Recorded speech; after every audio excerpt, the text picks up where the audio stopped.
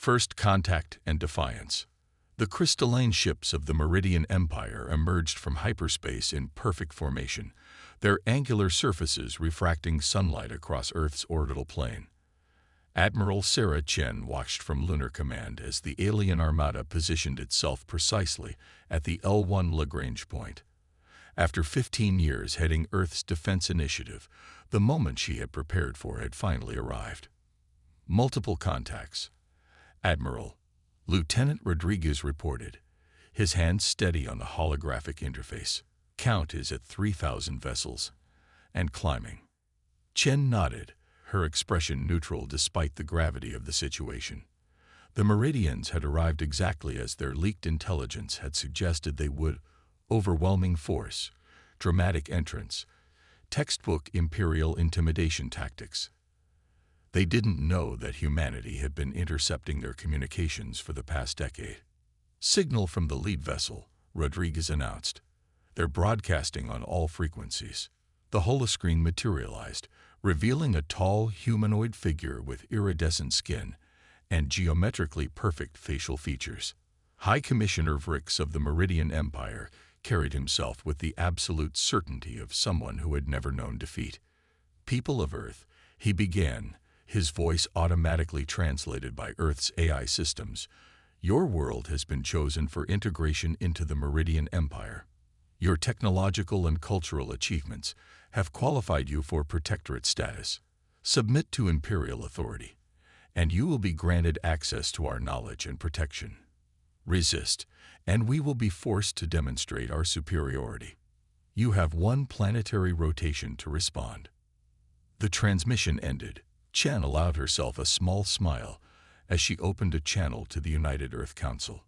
They've arrived exactly as predicted, she reported. And they've made the same mistake as every other empire in human history. They've confused technological superiority with actual combat effectiveness. Council President Mbiki's hologram nodded grimly. Then we proceed as planned.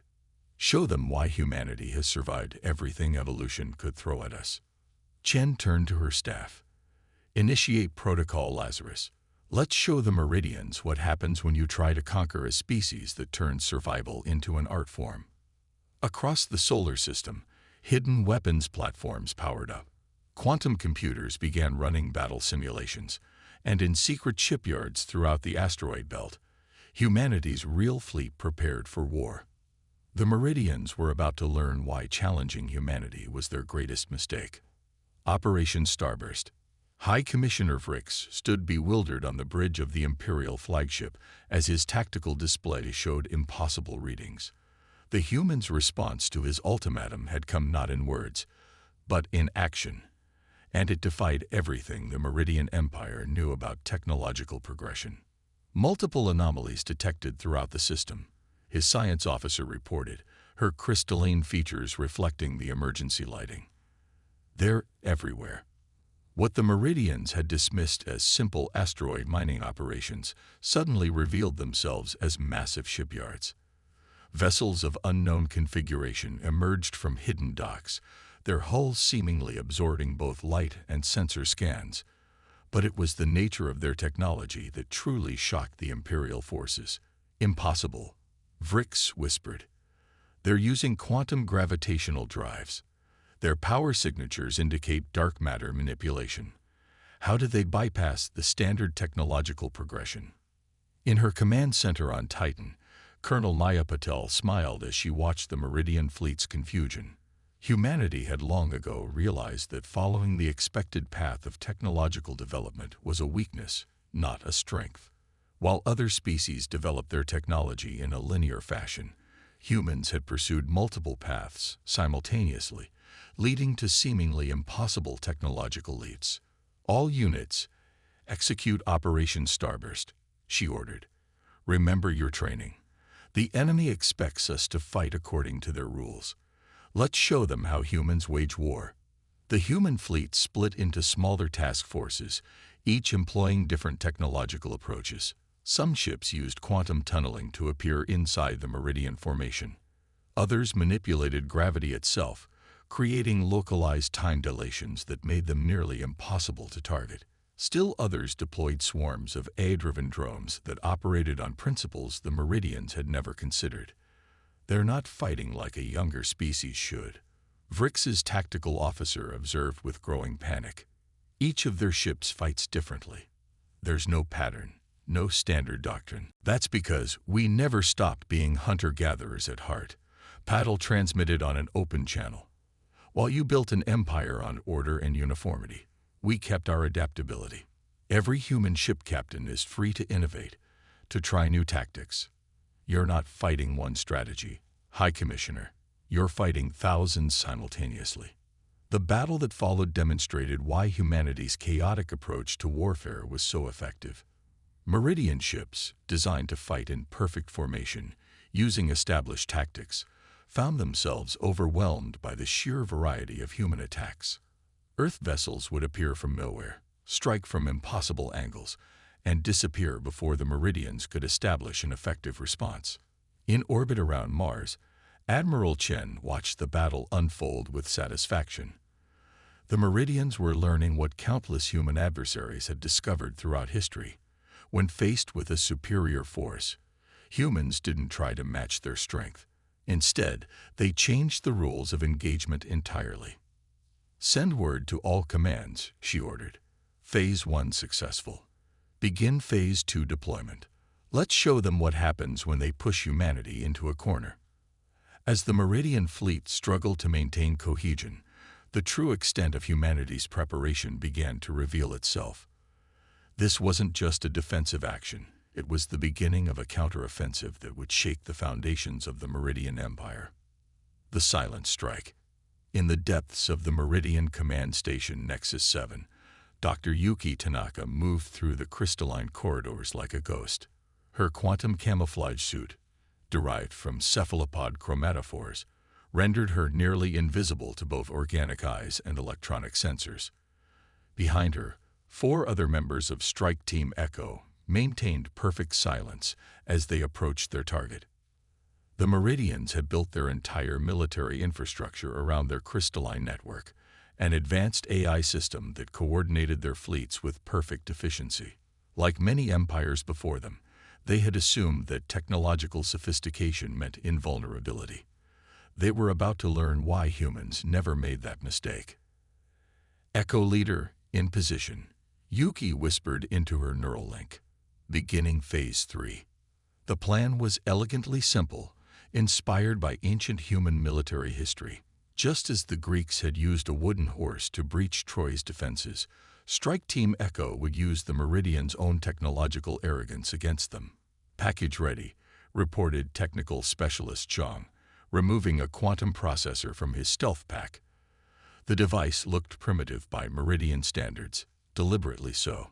Their security systems were designed to detect and counter advanced technological threats. They weren't looking for what humans called low-tech solutions. The processor contained a simple program, written in basic code that would appear harmless to Meridian security. But like the first computer viruses from human history, its simplicity was its strength. It would spread through their network, not by overwhelming their defenses, but by appearing too insignificant to stop. "Multiple contacts," warned Security Officer Rodriguez. "Meridian Patrol, heading this way." The team froze as a group of Meridian guards passed nearby, their crystalline armor gleaming under the station's lights. The guards moved with perfect precision, following optimal patrol routes calculated by their AI. This predictability was another weakness, one that humans had learned to avoid centuries ago. "They're gone," Rodriguez confirmed. "We have 4 minutes until the next patrol." Yuki nodded, though her team couldn't see it through her camouflage. "Insert the package." Zhang connected the processor to a data terminal. The program began its work, spreading through the crystalline network like a digital whisper.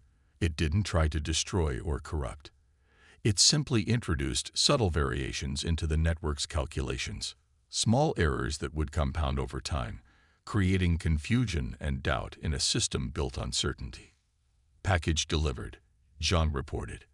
"Estimated propagation time, 6 hours. All teams, report status." Yuki's neural link crackled with Admiral Chen's voice. One by one, the other strike teams confirmed successful deployment. Across Meridian space, dozens of infiltration teams had penetrated their most secure facilities, each planting similar devices. The Meridians would soon discover that their greatest strength, their reliance on perfect order and calculation, had become their greatest vulnerability. "Return to extraction points," Admiral Chen ordered. "And well done. The Meridians are about to learn why humans never relied too heavily on any single system." As Strike Team Echo began their careful withdrawal, alarms suddenly blared throughout the station. But these weren't security alerts. They were system warnings. Throughout Meridian space, their perfect network was beginning to show its first signs of imperfection. In her command center, Admiral Chen watched as reports flooded in. The Meridian fleet's formations were becoming erratic, their responses delayed. The empire that had prided itself on technological perfection was experiencing something they had never prepared for: uncertainty. "All ships, prepare for Phase 4, she ordered. The Meridians built their empire on perfect order. Let's show them how humanity thrives in chaos. The Proxima Gambit. The space around Proxima Centauri erupted in a display of energy that would have blinded unprotected eyes. Captain Hassan Rahman watched from the bridge of the EFSS Hyperion as the largest battle in human history unfolded. The Meridian Empire had committed their reserve fleet, 15,000 ships strong, in a desperate bid to crush human resistance once and for all. They're deploying in the 7th Imperial Formation, Tactical Officer Lisa Chen reported, her hands dancing over the neural interface. Exactly as predicted. Rahman allowed himself a grim smile. The Meridians, even with their network compromised, couldn't break free from their rigid military doctrine. They still believed that perfect formation and overwhelming force were the keys to victory. They were about to learn otherwise. "Begin Operation Chaos Theory," Rahman ordered. "All ships, execute random walk protocols." The human fleet, seemingly outmatched at just 4,000 ships, began to move in ways that defied conventional space combat tactics. Each vessel followed an unpredictable pattern, their movements based on mathematical principles derived from studying everything from weather patterns to animal behavior. "Sir," his XO reported, "the Meridians are trying to predict our movement patterns. Their targeting computers are failing." Of course they were. The Meridians relied on predictive algorithms that assumed rational behavior in combat, but humans had learned long ago that rationality was sometimes a weakness. Their ships moved like schools of fish evading predators, like leaves caught in a storm, patterns that looked chaotic but contained their own kind of order. "Deploy the quantum mines," Rahman commanded. Throughout the battlefield, thousands of seemingly inert objects activated. These weren't conventional weapons. They were something uniquely human. Each mine contained a quantum uncertainty field, creating zones where the laws of physics became temporarily unpredictable. The Meridian fleet, dependent on precise calculations for their energy weapons and shield harmonics, suddenly found themselves in an environment where precision was impossible. Their perfect formations became a liability as ships collided, their automated systems unable to cope with the uncertainty. "They're breaking formation," Lisa announced. "Their command and control is deteriorating." Rahman opened a channel to all ships. "Execute Phase 2 of the operation. Show them why humans never stopped playing games." The human fleet's response was inspired by centuries of virtual combat gaming. Each ship captain had spent thousands of hours in simulations that deliberately defied conventional military logic. They fought like players in a massive multiplayer game, using tactics that would have horrified traditional military strategists. Ships performed maneuvers that looked suicidal until the last possible moment.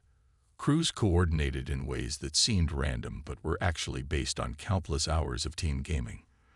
The Meridians, faced with an enemy that fought like no traditional military force, began to falter. "Sir," his XO called out, "we're receiving a priority transmission from Admiral Chen. The infiltration teams report success. The Meridian's crystalline network is completely compromised." The timing was perfect. As the Meridian fleet struggled to maintain cohesion, their command network began feeding them corrupted data. Ships received conflicting orders. Formation protocols contradicted each other. The perfect machine of their military began to break down. "Send word to all commands," Raman ordered. "Execute final phase. Let's end this." The human fleet's seemingly chaotic movements suddenly coalesced into a coordinated attack. Like a massive swarm of insects, they struck from all directions simultaneously. The Meridian fleet, its coordination shattered and its commanders confused, couldn't mount an effective defense. As he watched the battle unfold, Raman reflected on the irony. The Meridians had spent millennia perfecting their military technology, creating the most advanced weapons in known space. But they had forgotten something humans had learned through countless wars. Technology alone doesn't win battles. Innovation, adaptability, and the willingness to defy convention were often more powerful than any weapon. Evolution's warriors. Dr. Elena Santos stood before the Meridian High Council, her holographic form projected into their crystalline chamber. The Battle of Proxima Centauri had ended 3 days ago, and now came the harder task, helping the Meridians understand why they had lost. "Your analysis, Doctor," High Commissioner Orcs commanded, his once perfect posture now showing signs of stress. "How did a younger species defeat the greatest empire in known space?" Elena activated her presentation, filling the chamber with images of Earth's evolutionary history. "To understand humanity's victory, you must first understand our origins. Unlike every other spacefaring species we've encountered, humans didn't evolve in harmony with our environment. We evolved through challenge and conflict." The images showed Earth's prehistoric predators, natural disasters, and harsh climate changes. Every step of our development was marked by adaptation to threat. While other species evolved toward stability, we evolved toward adaptability. She showed them human DNA. "Look at our genetic code. We have redundant systems for everything critical. Our bodies can survive the loss of organs, adapt to poisons, heal from injuries that would kill most species. We're not just capable of change, we're designed for it." The council chamber filled with murmurs as Elena continued. "But it goes deeper than biology. Our very minds evolved to seek out and overcome challenges. When we face a superior opponent, we don't just fight harder, we change how we fight entirely." She displayed footage from the recent battles. "You saw this in action. When confronted with your superior technology, we didn't try to match it. Instead, we developed technologies you'd never considered because they didn't follow your logical progression. When faced with your perfect formations, we fought chaotically because we knew you couldn't adapt quickly enough." "But surely," another council member interrupted, "this makes you inherently violent, dangerous." Elena smiled. "No, it makes us survivors. The same adaptability that makes us formidable enemies also makes us incredible problem solvers. We've survived ice ages, plagues, and countless natural disasters not through strength alone, but through innovation and cooperation." She showed them images of human achievements, medical breakthroughs, environmental restoration projects, peaceful space exploration. "We don't seek conflict, but we're uniquely equipped to handle it. Every challenge makes us stronger. Every obstacle forces us to innovate." The chamber fell silent as Elena delivered her final point. "You attacked Earth believing that your technological superiority guaranteed victory. But you didn't understand what you were fighting. You weren't just facing our weapons or our ships. You were facing the culmination of millions of years of evolutionary pressure to overcome, adapt, and survive." High Commissioner Frick stood. "And now, what do humans want? Revenge? To conquer our empire?" "Neither." Admiral Chen's hologram appeared beside Elena's. "We want to teach you. Humanity has learned that the greatest strength comes not from perfection, but from diversity and adaptability. We're offering an alliance, not a surrender." Elena nodded. "Your empire has achieved incredible things through order and stability. Imagine what we could accomplish together, your perfection combined with our adaptability. The galaxy's threats are endless. Together, we could face them all. The council chamber erupted in discussion. As the Meridians debated, Elena and Chen shared a knowing look. The Meridians would accept the offer, not because they had no choice, but because they had finally learned what humanity had known all along. True strength lies not in being unbeatable, but in being able to learn from defeat. In the end, the Meridian Empire's greatest mistake had led to their greatest opportunity. They had sought to conquer humanity, but instead discovered something far more valuable. A species that had turned the art of overcoming challenges into a science. The war was over. The age of cooperation was about to begin. And somewhere, in the vast darkness of space, humanity's next great challenge awaited.